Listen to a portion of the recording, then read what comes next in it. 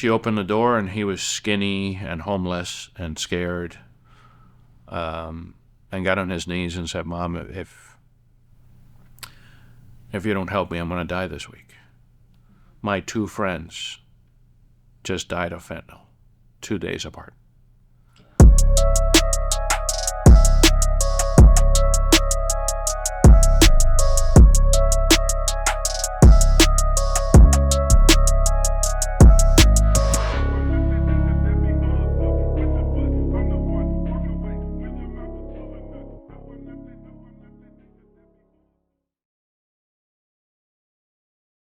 I usually start out with asking folks to just tell me, who are you? Who are you? Introduce yourself, and where are we at?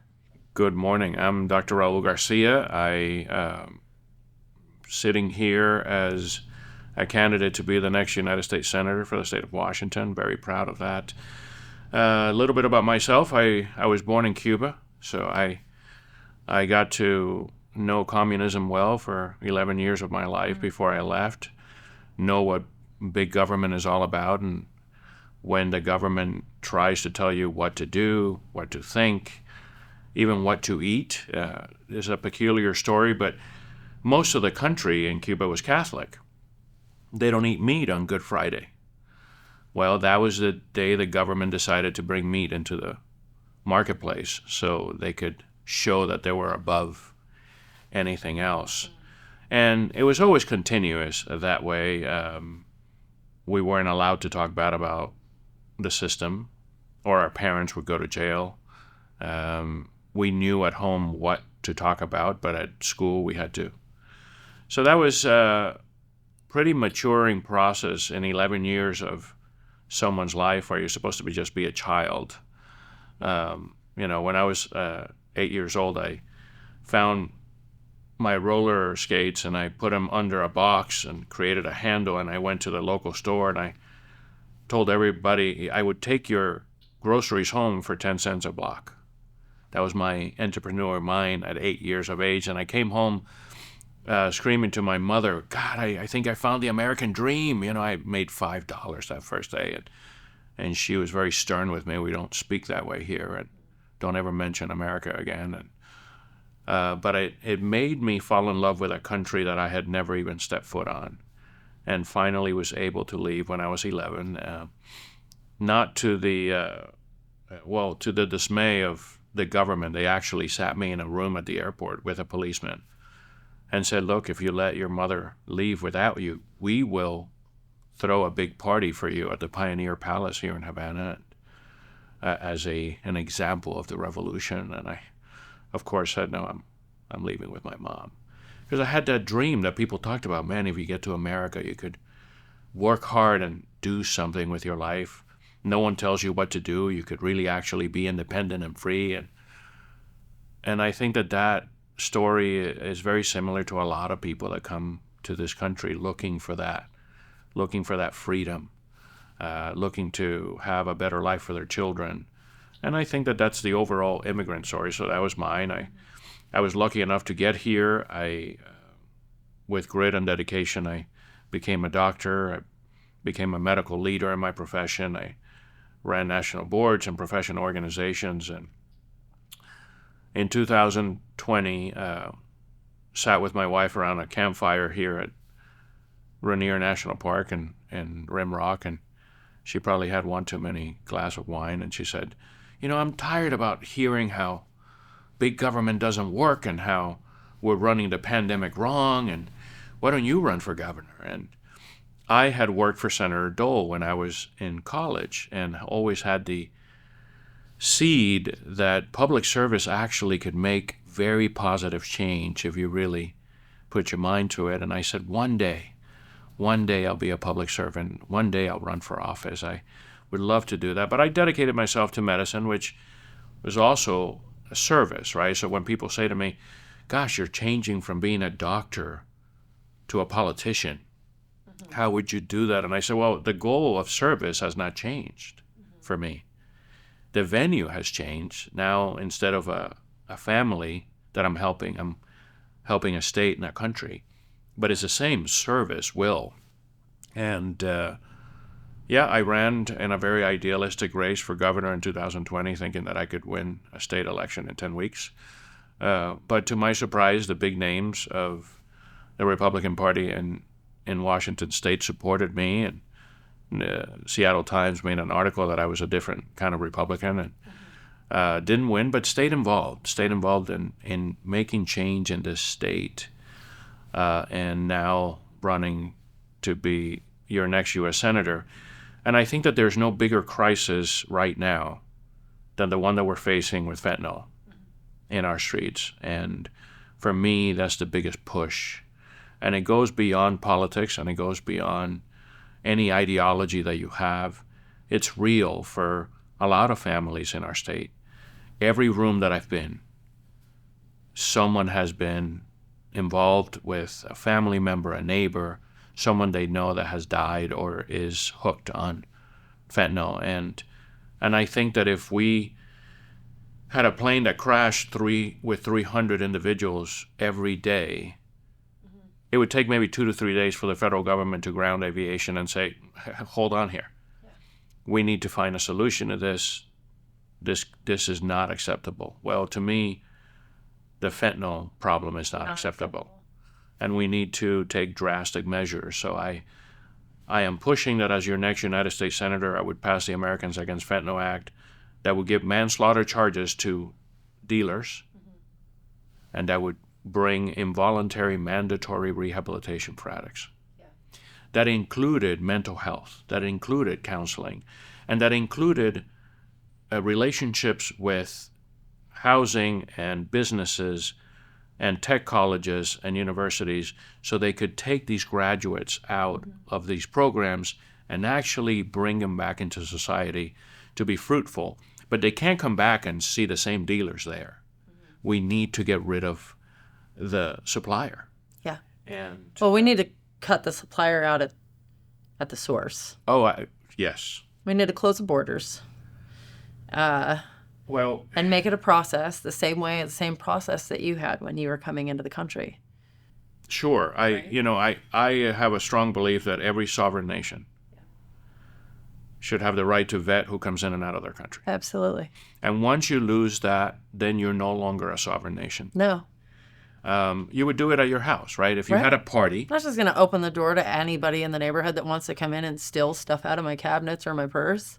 Right. So not only are we not vetting, but we're letting crime and drugs freely flow, and not only through our southern border, but up through our northern border as well.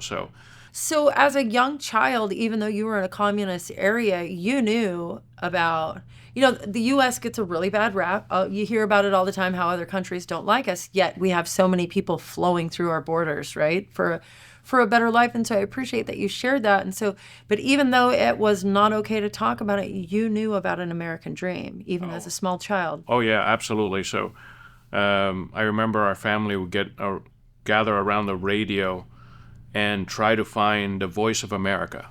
There was a radio that came from the United States and talked to Cuba about the happenings of what's going on. If the New York Yankees won, right, that was the only team that we knew about.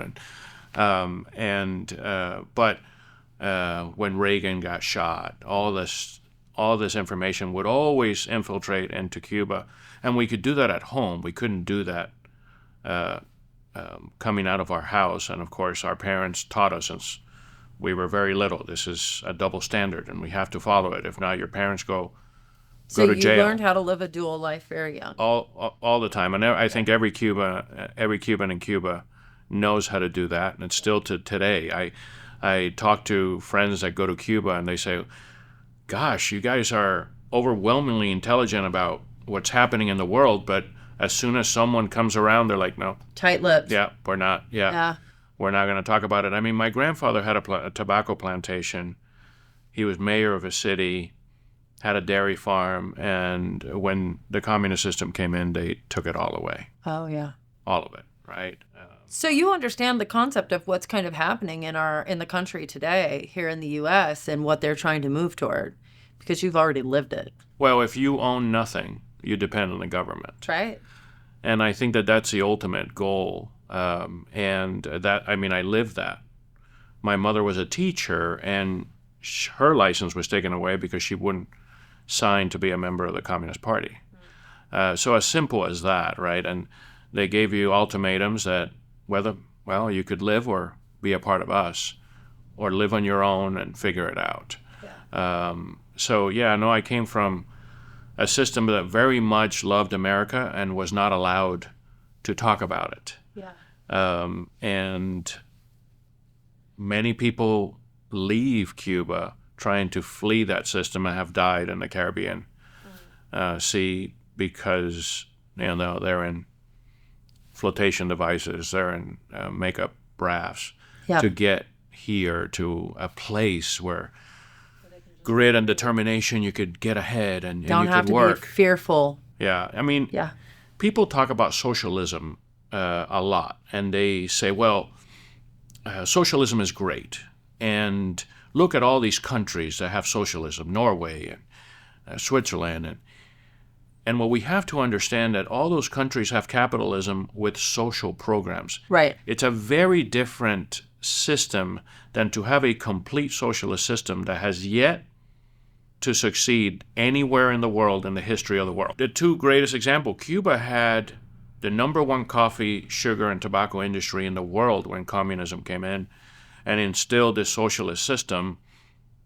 There is barely any sugar-making plants in Cuba anymore.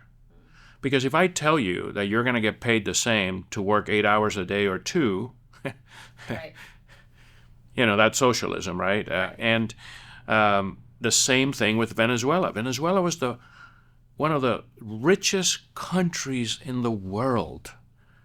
And to see the poverty that Venezuela lives under right now because of a socialist system coming in and not giving incentive for anyone to work, right? And we're human beings, we have to have incentive.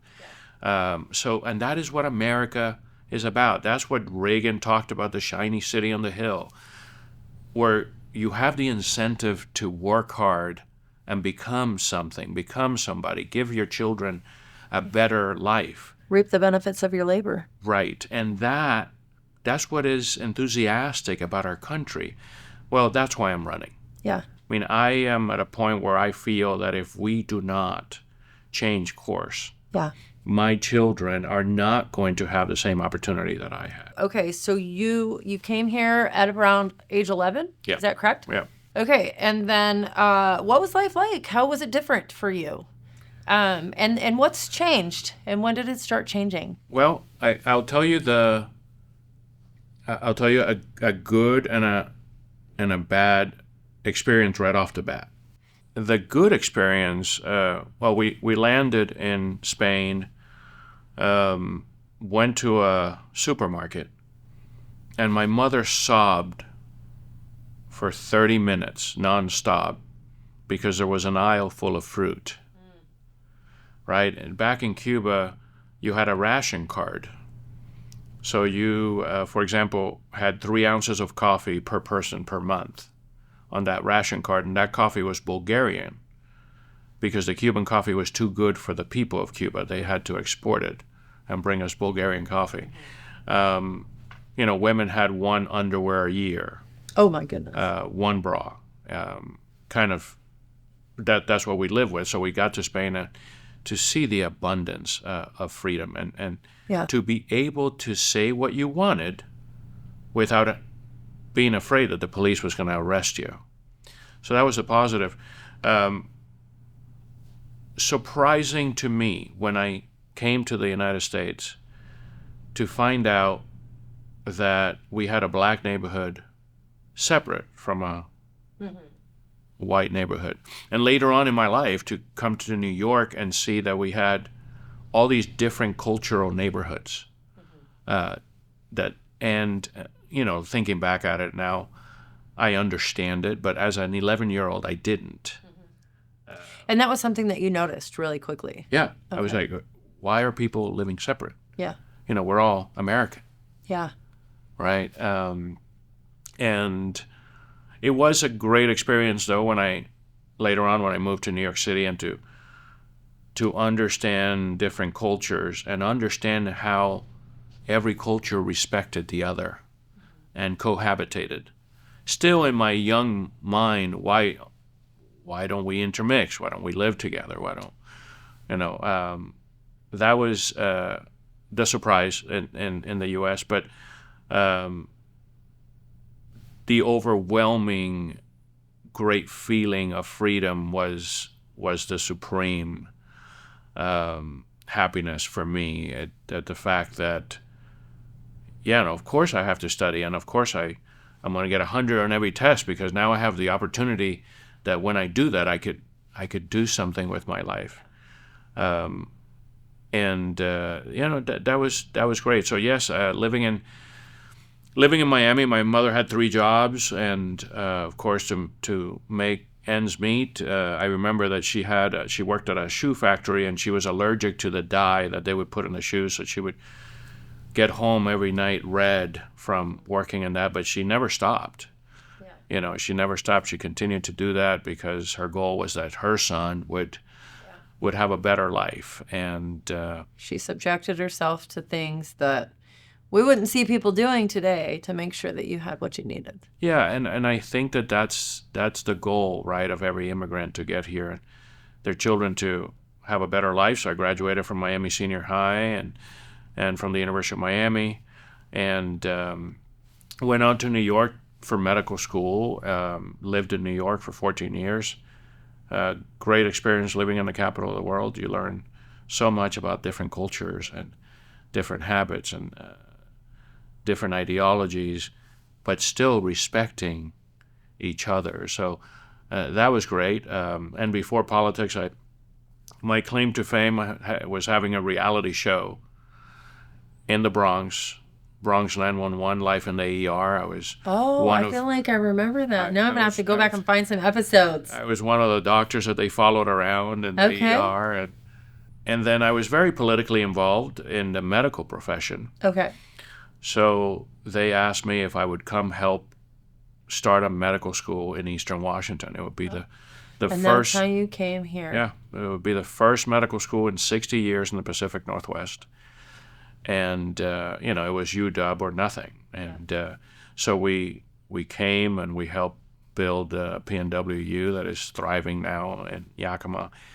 And that's why I came. So I did do consulting and left to North Carolina for a year to try and to help build another medical school down there at Campbell University, and that was successful. It's thriving as well. But then I had to make a decision where to live, and Pacific Northwest is the most beautiful place on earth. Ever. Yeah. And dedicated myself to emergency medicine and running hospitals, and until my wife had that great idea to finally say to me, look, it's been your dream your whole life to follow in Bob Dole's footsteps, so why don't you run for governor and maybe one day become a senator? And now I am running for the U.S. Senate and have that opportunity to be impactful and make that change. We have let ourselves go down a path that I believe with solutions that don't work. Yeah. When did you start noticing some of the major shifts? I think here in Washington, I started noticing it after 2012 with the present administration. And I'm sorry to put that example up, but it's the easiest, right? Things just gotten worse and worse and worse and worse in our streets, and the horrible fact that families cannot let their kids go out to play in the park. Yeah. Because of all the crime and drugs that we have in our streets. Encampments and needles. And this harm reduction solution, as I said, so solutions that don't work. I call it government-approved hospice. Yep. We know that these individuals are going to die. Let's just make it easy for them to live in the streets and do so. No. That's not a compassionate government. Yeah. No, absolutely not. Do you ever serve anybody in medical in the medical environment who is one of those people from the streets? Absolutely. Do you ever talk to them about the condition of their life, and do they like the condition of their life when you're serving those folks? They don't. They don't. I mean, I live in Yakima, but I practice in the only hospital that is on native land in this state, in Toppenish. And I get about 2 to 5 overdoses a day per shift. That's a lot. Those are the ones that are coming in. Those are the ones that are coming in. And of course, we talk to all of them about it. And it is the great minority that says, no, I'm okay. The great majority says, no, I would love to kick this habit. I would love to have a different life. I would love to, but I can't. I don't have a way. And that is why we need to take drastic measures. Everybody that has succeeded in rehab always comes back and says, thank you for taking me out when I couldn't make the decision myself. Yeah. And that's because of, for example, my son that we took out of that environment versus... So you have personal lived experience in your own family. Oh, yeah. With addiction. Oh, yeah, yeah. My wife's mother died of an overdose. Oh. So that was that's horrible. And then our oldest son got addicted, and we had to kick him out of the house because we couldn't. It's the hardest thing in the world, but you couldn't have that example for the other 4 children. And one Saturday night, I was working. My wife was home. He knocked on the door, and she said she was hesitant to go open it because she knew who it was. Our door has a glass. Our door has glass, so we could see through. And she opened the door, and he was skinny and homeless and scared. And got on his knees and said, Mom, if you don't help me, I'm going to die this week. My 2 friends just died of fentanyl 2 days apart. And we were able to take him out of that environment. You know, other people get put in jail. But there has to be a drastic change to take you out of that environment. An abrupt interruption. Because as a doctor, I could tell you that your brain is telling you to lie, cheat, and steal to get that next fix, or you're going to die. Yes. And that is what you believe, and you believe it 100% as an addict. And if we are not taking these people out, they will not come out. They won't be able to break that. It's like hypnosis. I only know because, as you know, I'm a recovering addict, but it's true. I can hate my life in addiction, but as long as the dope is there, I'm not leaving. I am not leaving, to my detriment, to my potential death, right? And so without the abrupt interruption, the removal from the destructive path, then we're not likely to be able to help anybody. And our current system is set up to keep people suspended in that misery. I agree with you. I couldn't agree with you more. And I think that this harm reduction solution, again, and I hate to harp on it, but it's not working. Please don't hate to harp on it. I harp on it all the time. It's not working. Yeah. According to results, right, as a scientist, yeah.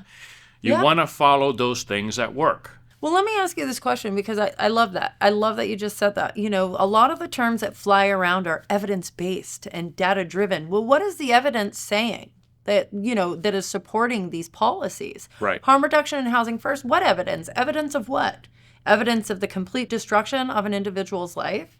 Because that's what we're seeing. That is exactly what we're seeing, and you see it become bigger and bigger. I mean, I took on the opposite opinion, respectfully, from the University of Washington when they came out and said that smoking fentanyl in buses would only hurt the person. Right. Smoking it, because secondhand fentanyl smoking was okay. Yeah. But don't be around a cigarette, though, because a cigarette's going to cause you to have lung cancer. I was in disbelief even reading it for the first time because it was so weak, Yeah. that common sense people would say no. I read an article just the other day here in Seattle. So KCRHA, which is the King County Regional Housing Authority, who is in place to try to help solve the homeless problem. And I'm not even sure how long these different, solutions to homelessness have been sort of going, the 10-year plans and things like that. But there's been an increase, a 23% increase in homelessness.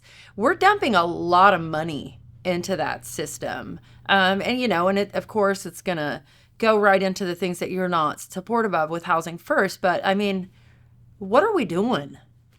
Well, I think that we need to explain it to everyone so everyone understands why it doesn't work, right? Yeah. So if you have a schizophrenic person, giving them a house, a new environment, doesn't work.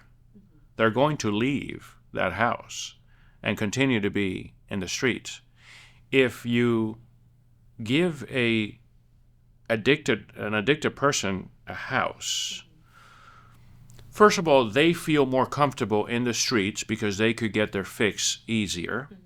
But let's say that they take the house. Now, that house is compromised, and all the neighbors are compromised because that becomes now a drug house.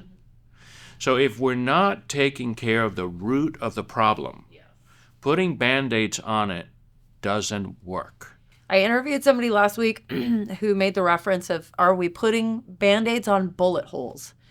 And I think that's a really great visual because I agree with you. And I think another thing, and you're right with the root causes, but just a symptom of the drug addiction was the eviction that caused the person to end up homeless in the first place. And so we seem to be doing away with any kind of rational, historical information gathering that helps us to actually prepare an individual for this quote unquote low-income housing or whatever the case may be. So is as any problem, and I'll bring the analogy to medicine because people say, oh, you're now a politician, you're still a doctor, what are the similarities? Well, if we could do something with our bodies to have a better immune system, to live healthier, it's not the easier road, but it's a healthier road. This is what we were talking earlier, that sometimes the solutions are not the easiest for us. They take work. They do, but it's a healthier life. It's a healthier outcome. Yeah. And this is where we need to change our culture. We're not teaching people how to fish. Right. We're giving them the fish. Rotten fish. So often. do you see why socialism is creeping in so easily and is so attractive to people? Yeah. Because there's no work. There's no work. It. If people are wanting to know how to support your campaign, is there a place they can go? Yes, of course. So Garcia4wa.com is our website. That's FORWA, Garcia4wa.com. And yes, we need all the support that we can get. This is a movement that is more important than me, more important than any politician. This is something to bring back a government of solutions. I really appreciate that. And do you have anything exciting that's coming up that you're trying to accomplish? Well, this will be the first that I talk about it. We are going to do a walk for fentanyl awareness and for all those people that we have lost to fentanyl. We're going to do that walk here in June or July. We'll specify the day, but we'll start in Eastern Washington and we'll walk all the way into Seattle to make sure that everyone is aware of this great killer. I have never seen a bigger killer in 25 years of medicine.